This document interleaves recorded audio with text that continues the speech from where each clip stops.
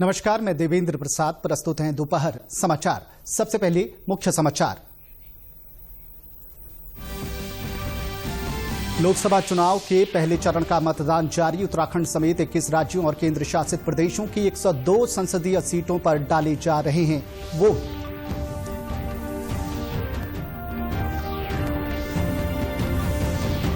प्रदेश की 5 लोकसभा सीटों पर शांतिपूर्ण और निष्पक्ष मतदान जारी। सुबह 11 बजे तक 24.83% हुआ मतदान।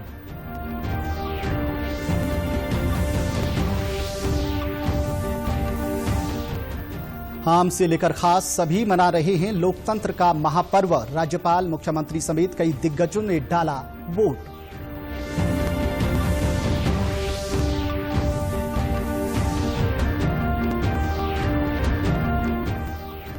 और प्रदेश भर में मतदान को लेकर नजर आ रहा है भारी उत्साह। केंद्रों पर लग रही लंबी कतारें। आप भी करें मतदान का महादान। अब समाचार विस्तार से।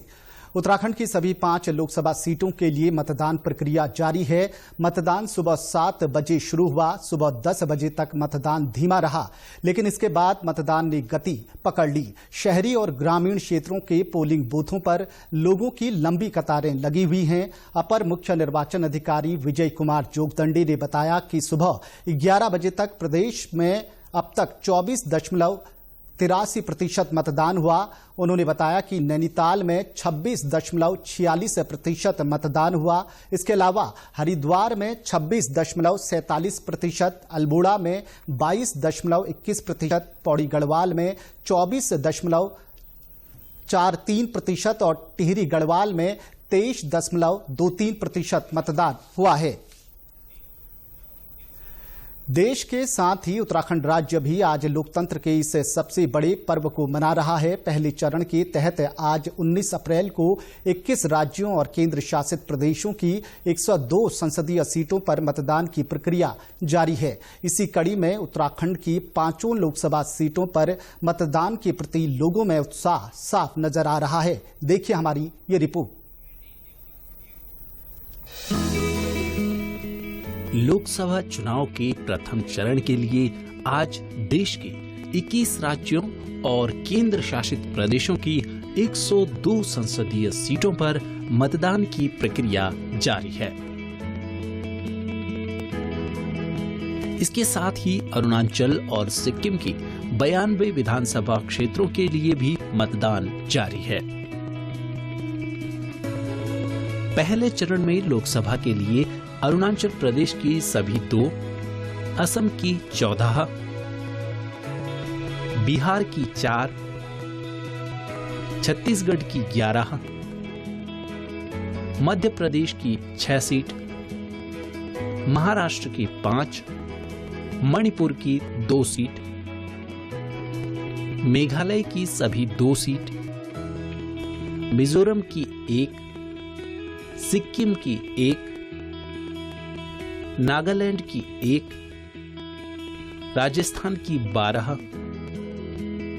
तमिलनाडु की सभी 39, त्रिपुरा की 1 सीट, उत्तर प्रदेश की 8, लक्षद्वीप की 1 मात्र, पुडुचेरी की 1, उत्तराखंड की सभी 5 सीटों के लिए, पश्चिम बंगाल की 3, अंडमान और निकोबार द्वीप समूह की 1 मात्र और जम्मू कश्मीर की 1 सीट पर मतदान होगा।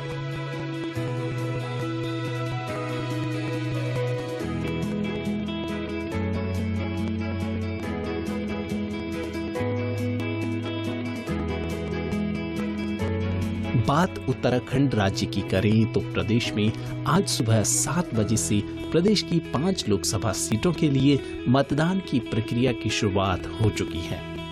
प्रदेश की 5 लोकसभा निर्वाचन क्षेत्रों में मतदान संबंधी सभी तैयारियों को निर्वाचन आयोग द्वारा पूरा किया गया, जिसका नतीजा मतदाताओं में मतदान के प्रति बढ़ते जोश में साफ नजर आ रहा है। आपको बता दें कि आज 19 अप्रैल को प्रदेश की 11,723 मतदान केंद्रों पर वोट डाले जा रहे हैं। पौड़ी गढ़वाल, टिहरी गढ़वाल, अल्मोड़ा पिथौरागढ़, नैनीताल ऊधम सिंह नगर और हरिद्वार निर्वाचन क्षेत्र से कुल 55 प्रत्याशी मैदान में हैं। इनमें भाजपा, कांग्रेस, उत्तराखंड क्रांति दल और बसपा के साथ ही निर्दलीय प्रत्याशी भी शामिल हैं। प्रदेश में कुल 83,37,914 मतदाताओं के हाथ में इन 55 प्रत्याशियों के राजनीतिक भविष्य का फैसला है। इनमें 43,17,579 पुरुष और 40,20,038 महिला और 297 थर्ड जेंडर वोटर हैं। पांचों लोकसभा क्षेत्रों में 93,187 सर्विस वोटर हैं। 1,48,090 मतदाता 18 से 19 वर्ष की आयु वर्ग के हैं, जो पहली बार अपने मताधिकार का प्रयोग कर रहे हैं। वहीं 85 साल से अधिक उम्र की 65,160 मतदाता हैं। देहरादून जिले में सर्वाधिक 15,56,910 और रुद्रप्रयाग जिले में सबसे कम 1,95,623 मतदाता हैं। 98,373 महिला मतदाताओं वाला रुद्रप्रयाग ऐसा जिला है जहां महिला वोटर्स की संख्या पुरुषों की अपेक्षा 1,123 अधिक है।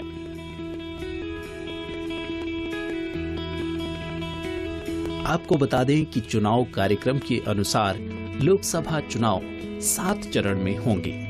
आज पहले चरण के मतदान के बाद दूसरे चरण के तहत 26 अप्रैल को 89, तीसरे चरण के तहत 7 मई को 94, चौथे चरण के तहत 13 मई को 96, पांचवें चरण के तहत 20 मई को 49, छठे चरण के तहत 25 मई को 57 और 7वें चरण के तहत 1 जून को लोकसभा की 57 सीटों पर मतदान होगा। नतीजों की घोषणा 4 जून को होगी। ब्यूरो रिपोर्ट, दूरदर्शन समाचार, देहरादून। वहीं राज्यपाल गुरमीत सिंह ने भी अपने मताधिकार का प्रयोग किया। उन्होंने शहीद मेघ बहादुर गुरुंग कैंट कन्या इंटर कॉलेज गढ़ी देहरादून में मतदान किया। उनके साथ उनकी धर्मपत्नी गुरमीत कौर ने भी मतदान किया। वहीं मतदान के बाद राज्यपाल ने समस्त प्रदेशवासियों से अपने मताधिकार का प्रयोग करने की अपील की। भाग्य है कि भारतीय होने के नाते भारत के लोकतंत्र को सुदृढ़ बनाने के लिए मत का दान देना, मुझे ऐसा लगता है कि सबसे बड़ा दान मत का दान है। ये हम सबका अधिकार है, राइट है और ये हम सबका कर्तव्य है। जिस प्रकार से यहाँ पे एक एक्साइटमेंट, एक पार्टिसिपेशन, जिस बड़े नंबर से आए हैं, जिस उत्साह, हर्ष और गर्व के साथ में पार्टिसिपेट कर रहे हैं, मैं सबको बहुत मुबारकबाद देता हूं। और मैं हरेक भारतीय को, हरेक उत्तराखंडी को, मैं सबको रिक्वेस्ट करूंगा कि आइए इस महा उत्सव, महापर्व के अंदर में पार्टिसिपेट कीजिए। महिलाएं घर का काम भी करती है और बाहर का काम भी करती है। वुमेन में वो शक्ति है स्त्रियों में कि वो दोनों मोर्चे अच्छे से संभालती हैं और उनको पता है संविधान ने उनको अधिकार दिया है कि ऐसी सरकार को चुने जो कि उनको प्रगति की ओर लेके जाए। अपने मत का अधिकार करें और आए और घरों से निकलें और अपना वोट दें और नई सरकार और सही सरकार बनाएं। मुख्यमंत्री पुष्कर सिंह धामी ने खटीमा स्थित नगरा तराई मतदान केंद्र में आम मतदाता की तरह लाइन में लगकर मतदान का लोकतंत्र के महापर्व में अपनी भागीदारी सुनिश्चित की। वोट डालने के बाद मुख्यमंत्री ने लोगों से अपील की कि आप भी सुदृढ़ और आत्मनिर्भर भारत के निर्माण में अपनी जिम्मेदारी का निर्वहन करते हुए बड़ी संख्या में मतदान करें। उन्होंने विशेषकर पहली बार वोट डाल रहे युवाओं से अनुरोध किया कि अधिक से अधिक संख्या में मतदान कर देश के उज्जवल भविष्य के निर्माण में अपना योगदान दें। उन्होंने पहले मतदान फिर जलपान का भी संदेश दिया। अल्मोड़ा से भाजपा प्रत्याशी अजय टम्टा ने मतदान बूथ संख्या 122 पंचायत घर दुगालखोला के मतदान केंद्र पर अपने परिजनों के साथ मतदान किया। मतदान के बाद उन्होंने कहा कि उनके संसदीय क्षेत्र के चारों जिलों में अच्छा मतदान हो रहा है। उन्होंने कहा कि मतदान ऐतिहासिक पल होता है, ये देश का भविष्य तय करता है। मतदान जो है कि एक ऐतिहासिक पल होता है जो पूरे देश के लिए अपने लोकतंत्र के माध्यम से सरकार चुन करके अपने भविष्य को तय करते हैं, अपने राष्ट्र के भविष्य को तय करते हैं। इसलिए मतदान करना अपने आप में बहुत ही आवश्यक है।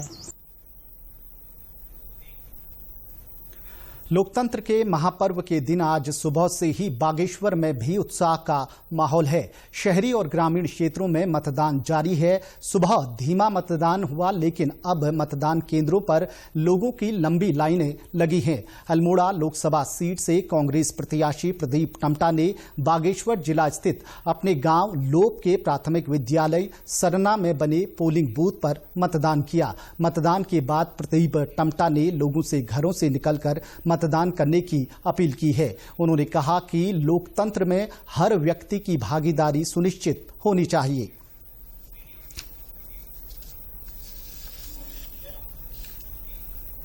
बागेश्वर विधानसभा के लोग गांव में हैं, जो कि यहाँ प्राथमिक विद्यालय सरला में वोटिंग चल रही है। 785 जो है यहाँ वोटर हैं और काफी उत्साह देखने में मिल रहा है। यहाँ मतदाताओं में सुबह से ही यहाँ काफी अच्छी लाइन लग गई है और शांतिपूर्वक यहाँ मतदान चल रहा है। इसके साथ ही यहाँ फोर्स की तैनाती भी काफी अच्छी है।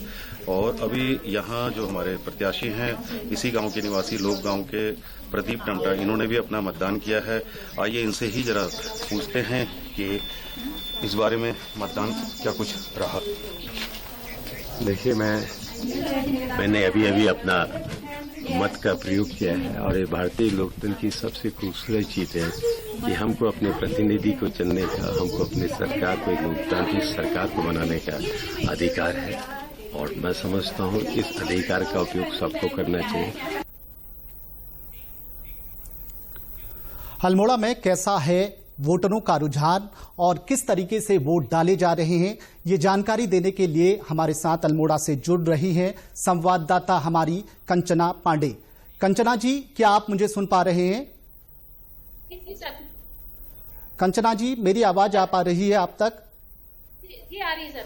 कंचना जी, ये बताइए कैसा है अल्मोड़ा में माहौल और कितना उत्साह है वोटरों में? सर, बहुत अच्छा माहौल है, वोटरों में उत्साह है। सुबह से ही लंबी लाइनें लगी हैं सर। और मतलब एक कहा जा सकता है कि इस बार पिछले बार की अपेक्षा बहुत अच्छा मतदान हो रहा है। ये बताइए, अगर मतदान बूथों पर व्यवस्थाओं की बात करें तो क्या कहेंगे व्यवस्थाओं के बारे में? किस तरीके की व्यवस्था वहां पर देखने को मिल रही है?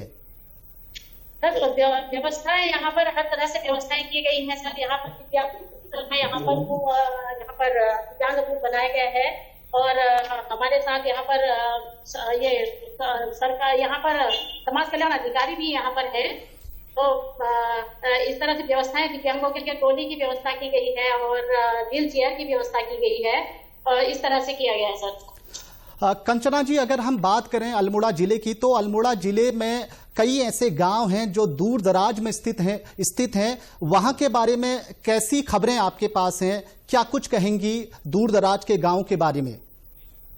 सर, दूर दराज के गांव में प्रातः से आ रहे हैं और जो बुजुर्ग हैं उनके लिए डोली से भी उनको लाया जा रहा है सर मतदान केंद्रों में। और मतलब हर तरह से उनको जो यहाँ पर वॉलंटियर भी लगे हैं, मतदान केंद्रों तक उनको लाया जा रहा है ग्रामीणों को। कंचना जी, अगर हम बात करें महिला मतदाताओं के रुझान की, तो आप खुद एक महिला हैं और क्या कहना चाहेंगी? अल्मोड़ा में महिलाएं दिख रही हैं वोट डालने के लिए बूथों पर? जी सर, महिलाएं ही इसमें इस बार ज्यादा लंबी कतारें लगी हैं सर, अन्य बूथों में भी। और उनका जो एक सकारात्मक एक सोच है, उसके तहत वो अपने मत का प्रयोग कर रही है सर। बहुत बहुत धन्यवाद कंचना जी। पौड़ी में आज मतदान को लेकर भारी उत्साह है। सुबह से ही मतदान केंद्रों पर भारी भीड़ लगी है। लोग लंबी कतारों में मतदान के लिए अपनी बारी का इंतजार कर रहे हैं। प्रख्यात लोक गायक नरेंद्र सिंह नेगी भी अपना वोट डालने के लिए जिला पंचायत भवन स्थित मतदान केंद्र पहुंचे। उन्होंने नरेंद्र सिंह नेगी ने कहा कि लोकतंत्र में अपनी मत का प्रयोग करना हमारा धर्म है। उन्होंने मतदाताओं से अपील की है कि अपने मताधिकार का प्रयोग जरूर करें।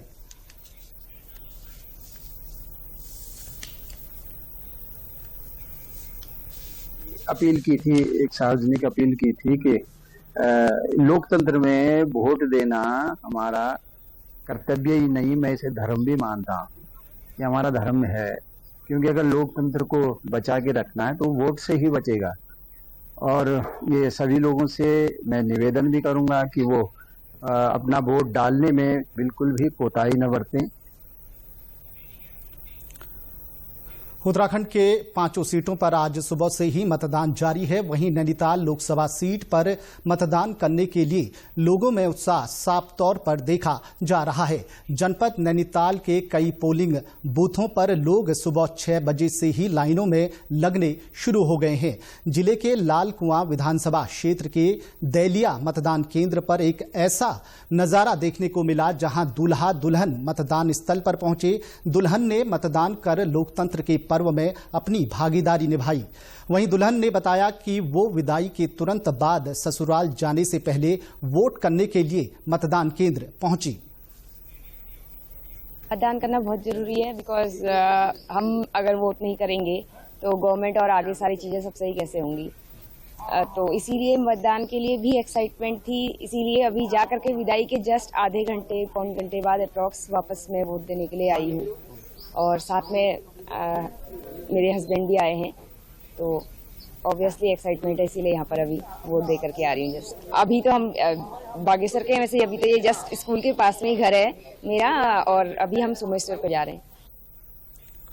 आपको बता दें कि नैनीताल जनपद में 8,119 मतदाता मतदान करेंगे, जिसमें 4,15,657 पुरुष, 3,84,446 महिलाएं जबकि 16 ट्रांसजेंडर मतदाता हैं। इसके अलावा जनपद के सभी विधानसभा क्षेत्र में एक सखी बूथ बनाया गया है, जबकि पूरे जनपद में 201 वल्नरेबल और 103 क्रिटिकल बूथ बनाए गए हैं। इसके अलावा जनपद में निष्पक्ष मतदान करने के लिए 3,361 पुलिस के जवान, जबकि 2 कंपनी पीएससी और 7 कंपनी पैरामिलिट्री फोर्स की लगाई गई है।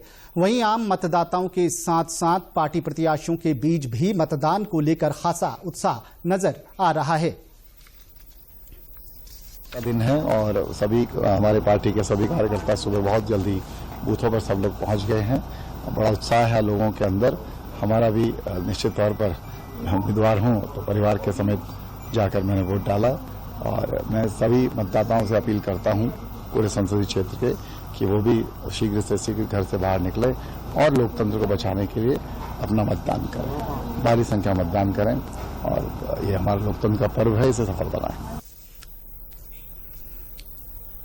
हरिद्वार लोकसभा क्षेत्र के विभिन्न हिस्सों में मतदान की प्रक्रिया सुबह 7 बजे से जारी है। लोग सुबह से ही घरों से निकलकर अपने मताधिकार का प्रयोग कर रहे हैं। इसी कड़ी में योग गुरु स्वामी रामदेव और आचार्य बालकृष्ण ने भी कनखल के दादू बाग में बने पोलिंग बूथ पर अपना वोट डाला। इसके साथ ही उन्होंने सभी लोगों से मतदान करने की भी अपील की। मीडिया से बातचीत के दौरान स्वामी रामदेव ने कहा कि संविधान की रक्षा, राष्ट्र की एकता और अखंडता के लिए लोगों को वोट जरूर करना चाहिए। मेरा वोट भारत के लिए है। भारत को शिक्षा की, चिकित्सा की, आर्थिक, वैचारिक, सांस्कृतिक गुलामी से मुक्ति दिलाने के लिए है। मेरा वोट भारत को रोग मुक्त, नशा मुक्त और विलासिता मुक्त एक परम वैभवशाली भारत बनाने के लिए है। और मैं सबसे आह्वान करता हूं कि सब घरों से बाहर निकलें, वोट करें। यह वोट करने का अधिकार 5 लाख से ज्यादा वीर वीरांगनाओं की शहादत और बलिदान की बदौलत हमें मिला है, क्योंकि इस देश की राजनीतिक आजादी के लिए जो लाखों वीर वीरांगनाओं ने अपनी शहादत और कुर्बानी दी, और उसकी बदौलत जो हमें लोकतंत्र के अधिकार मिले और हमें अपना देश का संविधान मिला। तो संविधान की रक्षा के लिए, राष्ट्र की एकता, अखंडता और संप्रभुता के लिए सबको मतदान करना चाहिए। यह हम खुद भी आह्वान कर रहे हैं। एक सन्यासी होने के नाते, सन्यासी भाव चेतना के स्तर पर वर्ल्ड सिटीजन होते हुए भी, किसी राजनीतिक पार्टी के प्रति कोई हठ और दुराग्रह न रखते हुए भी, जब हम सन्यासी होकर के वोट करते हैं तो आप लोगों को तो अपने बच्चों की अच्छी शिक्षा चाहिए, उनको अच्छा स्वास्थ्य चाहिए, अपने आने वाली भावी पीढ़ियों के लिए एक अच्छा इंफ्रास्ट्रक्चर चाहिए, एक विकसित भारत चाहिए। लोकतंत्र का जो ये महापर्व है, इसके तहत हमें ये अधिकार मिला है, सौभाग्य मिला है, सभी लोगों को घर से बाहर निकल करके वोट करना चाहिए। क्योंकि जिस स्वप्नों को हम देख रहे हैं, जिस तरह के देश को देखना चाहते हैं, जिस तरह की हमारी व्यवस्थाओं को देखना चाहते हैं, उसको सुंदर करने के लिए आज का दिन है। हम बाहर आएं और वोट करें, अपने पसंद का, अपने विचारों के संकल्प का जो नायक है हम उसको चुनें। तो सबसे निवेदन है कि घर से बाहर निकलें और वोट करें। नैनीताल में कैसा है वोटरों में रुझान और किस तरीके से चल रहा है वोटिंग का पूरा ये जो आज चुनाव है, ये जानकारी देने के लिए नैनीताल से हमारे साथ संवाददाता हमारे जुड़ रहे हैं गितेश त्रिपाठी जी। गितेश जी, मेरी आवाज आपको मिल पा रही है? हाँ, मेरी आपकी आवाज सुनाई दे रही है। गितेश जी, ये बताइए नैनीताल में कैसा है माहौल और कितना उत्साह है वोटरों में?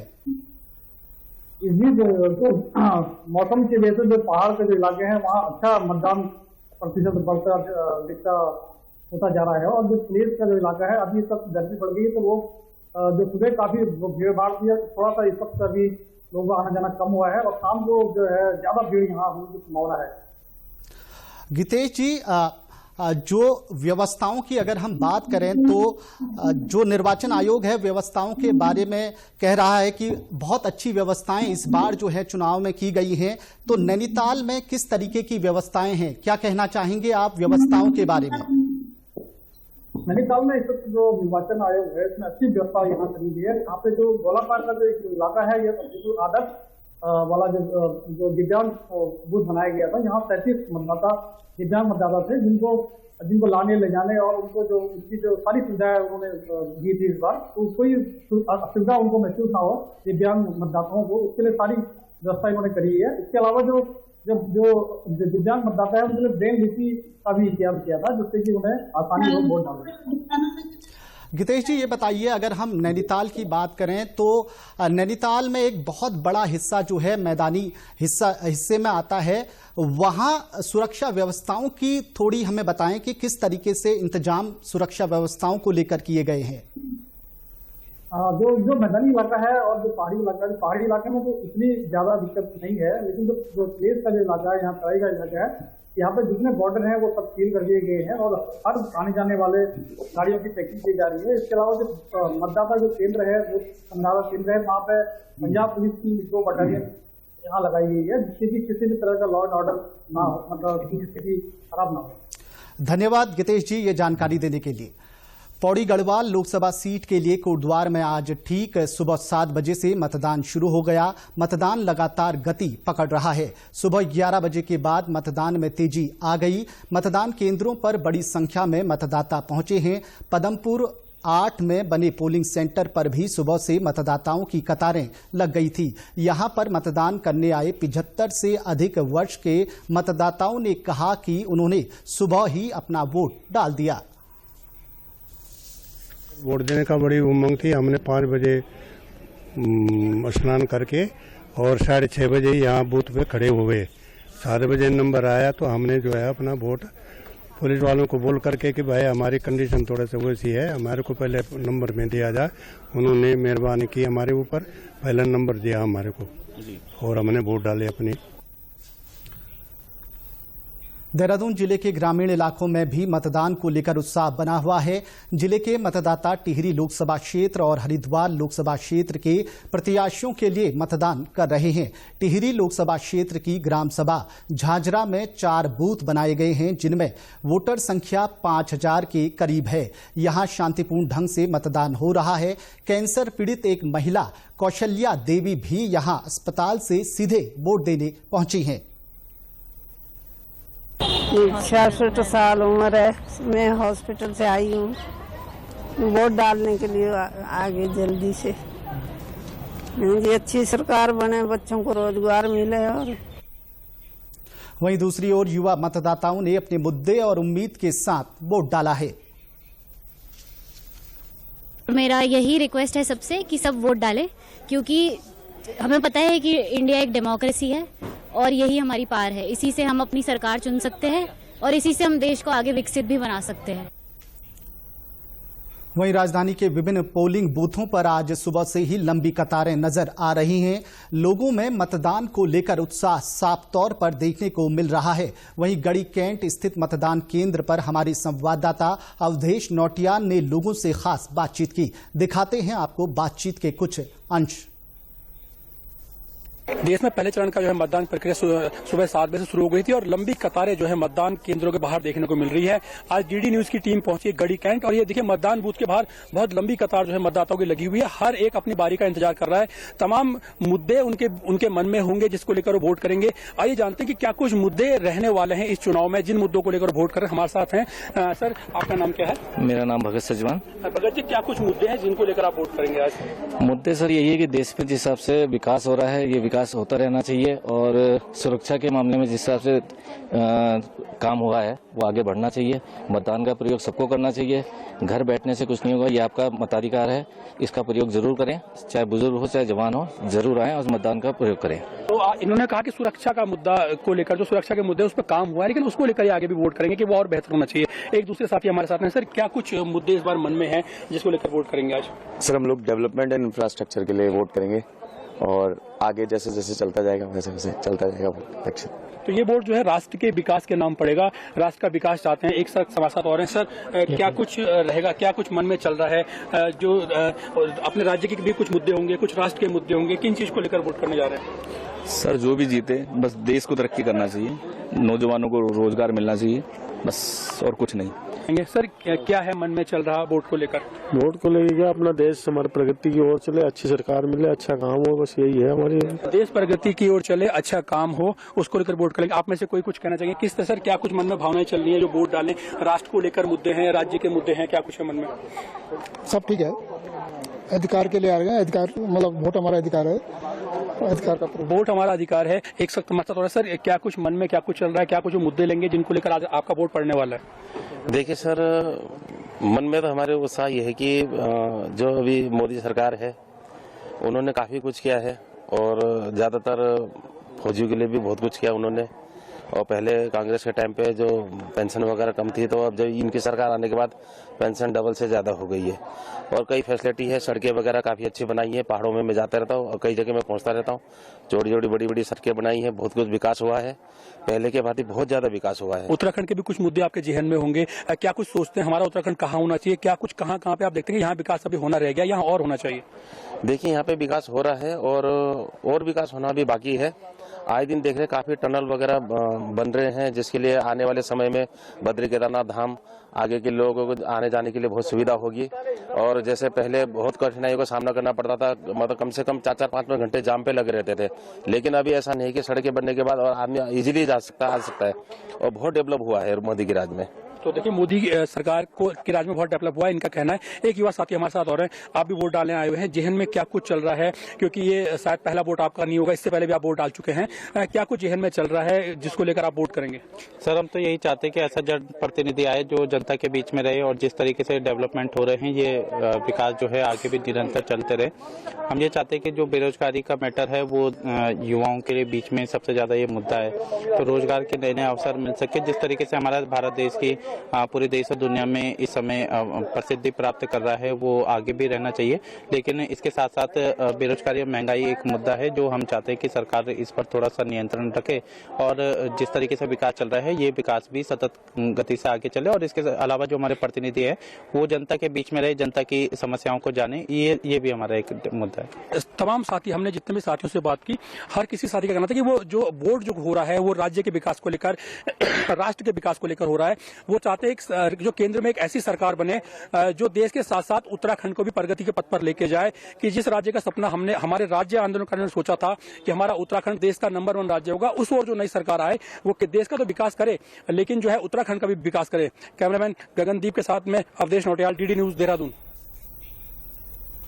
पौड़ी गढ़वाल लोकसभा क्षेत्र संसदीय सीट से भाजपा प्रत्याशी अनिल बलूनी ने मतदान से पहले कंडोलिया मंदिर पहुंचकर पूजा अर्चना की। इसके बाद उन्होंने अपने गांव नकोट के मतदान केंद्र पर अपना वोट दिया। उन्होंने सभी मतदाताओं से आग्रह किया कि वो बढ़ चढ़कर अपने मत का प्रयोग करें। वहीं मतदान को लेकर ग्रामीण और शहरी इलाकों में उत्साह का माहौल है। लोकतंत्र के इस महापर्व में पहली बार वोट देने वाले युवाओं के साथ ही बुजुर्ग मतदाता भी वोट डालने के लिए मतदान केंद्रों तक पहुंच रहे हैं।